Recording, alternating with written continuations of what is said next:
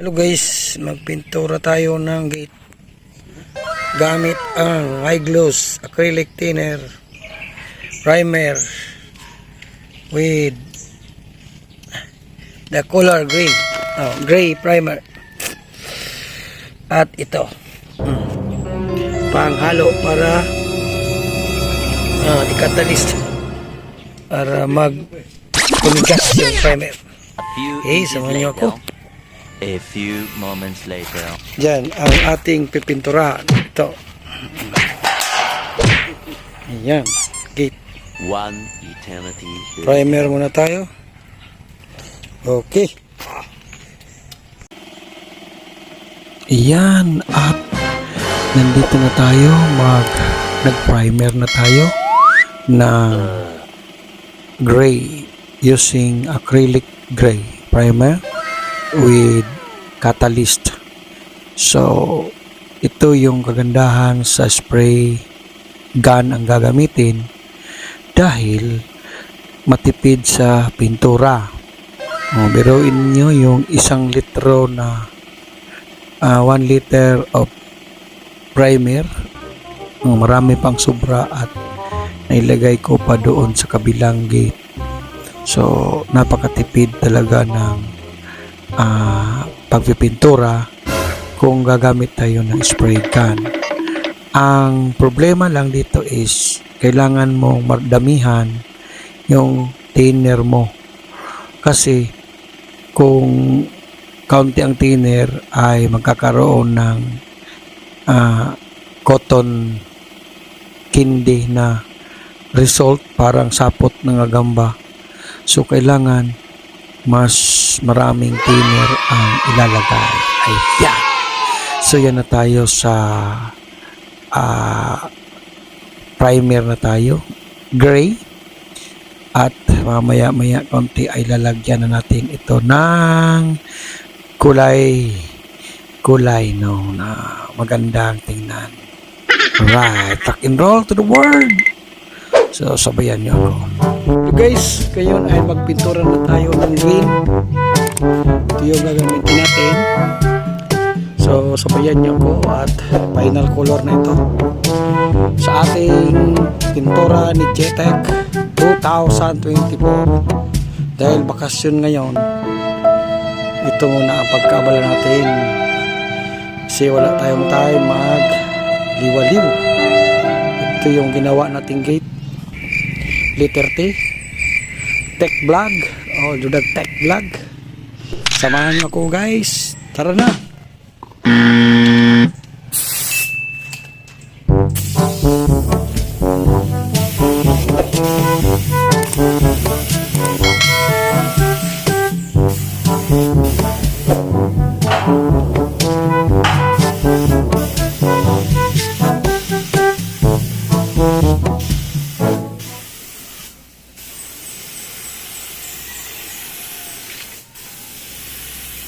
So paint reveal na tayo at kitang-kita naman natin ang kulay ng ating pintura ay parang short korean, di ba? Right.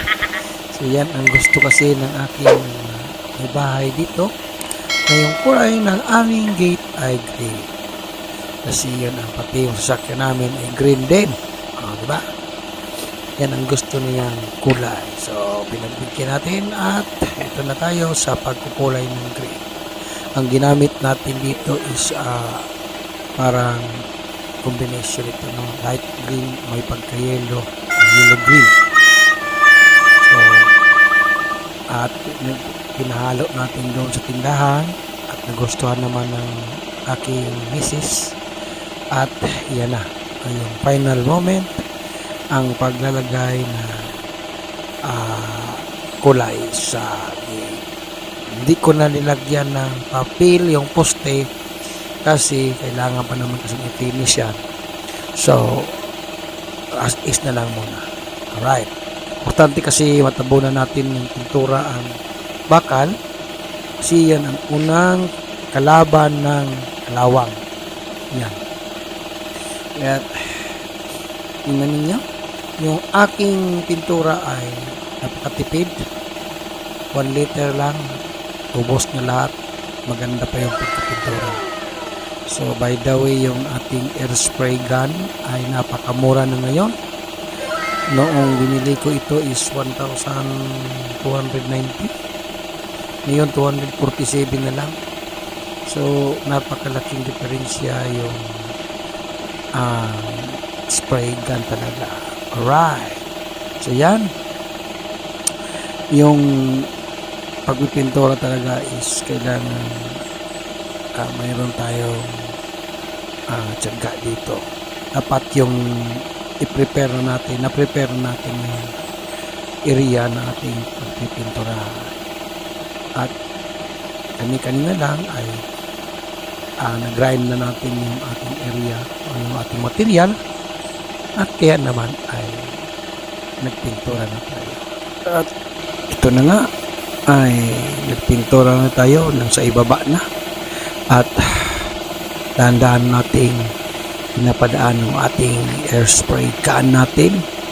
Siyempre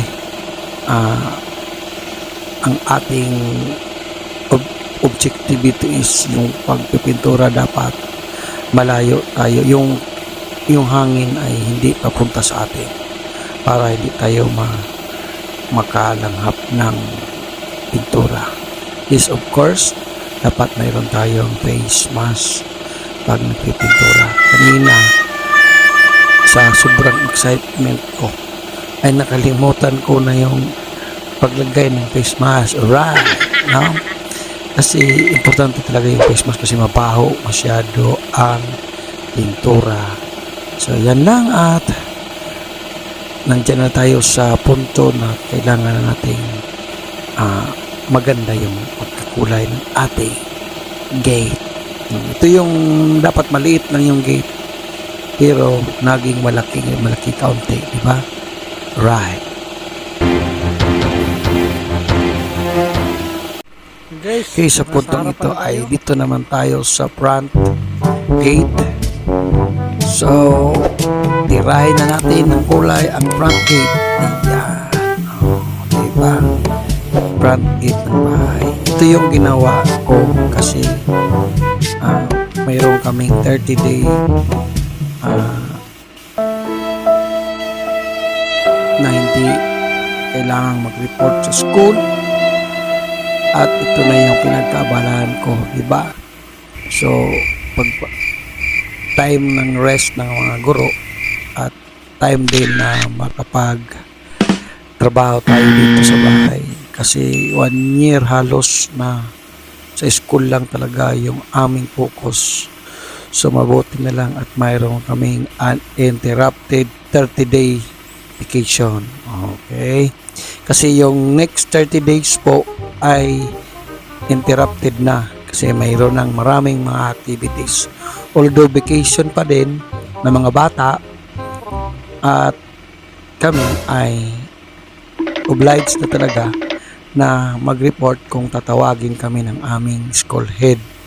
So, ang tawag dyan is interrupted na yung aming another 30-day vacation.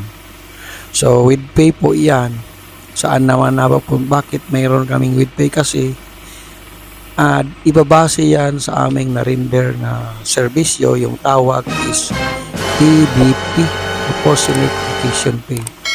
So halimbawa may absent ka nung mga nakaraang taon o school year, i-deduct yun sa iyo. So ganyan ang pag-compute. So double deduct, nadidakan ka na sa pag-absent mo, i-deduct pa rin yan sa proportionate vacation pay natin.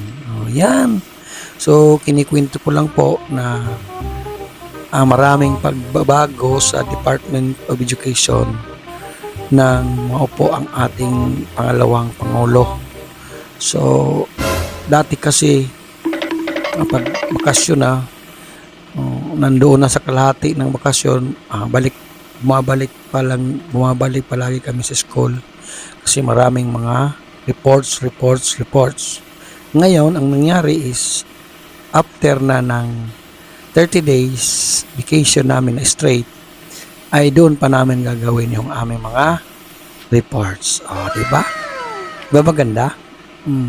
Yan ang kagandahan ng Department of Education ngayon. So, mayroon talagang relax. At siyempre, yung mga ancillary services namin ay nabawasan na rin. Yung iba na nawala na talaga, naibigay na sa non-teaching.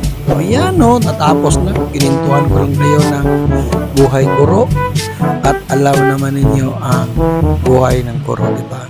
So, pahinga kami, pero si JTech ay walang pahinga pa rin sapagkat hindi tayo mapakali at kailangan natin magtrabaho. Ako rin yung gumawa ng gate na yan. Welding. Nagpatulong lang ako sa mason para sa pag-construct ng poste. Ayan. So, yan na po ang ating gate na kulay verde na may pagka-yellow. Yellow-green. Di ba? At umupo-upo na lang si JTech para ipakita sa inyo yung kabuuan ng ating pininturahan. Di ba? Isang napakasayang bakasyon sa buhay ni JTech. At siyempre, mayroon na kami gate. Ang susunod nito ay yung pader na naman. Alright, rock and roll to the world.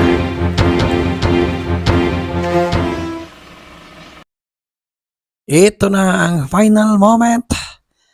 Finishing touches na ng ating pintura special ni JTech. Yan. Pinaspasan ko at ginalingan.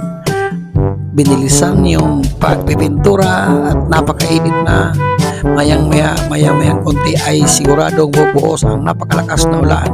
So no problem po dito sa ating pintura kasi ilang segundo lang po ay matutuyo na kaagad yung ating pintura kasi hindi naman ito enamel, ito ay acrylic base. Meaning ibig sabihin in a matter of mga 20 seconds tuyo na po yung pintura kaagad. Yan ang advantage po ng ating ginamit na pintura na may acrylic base. Ayan po, hanggang sa muli. Ito po si Jordan Tech na nagsasabing ligtas ang may alam. Goodbye. Bye-bye. Thank you.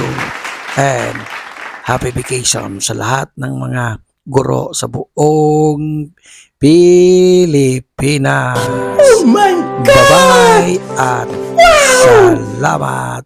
Salamat sa pag-subscribe at pag-like ng aking munting presentation. Bye-bye!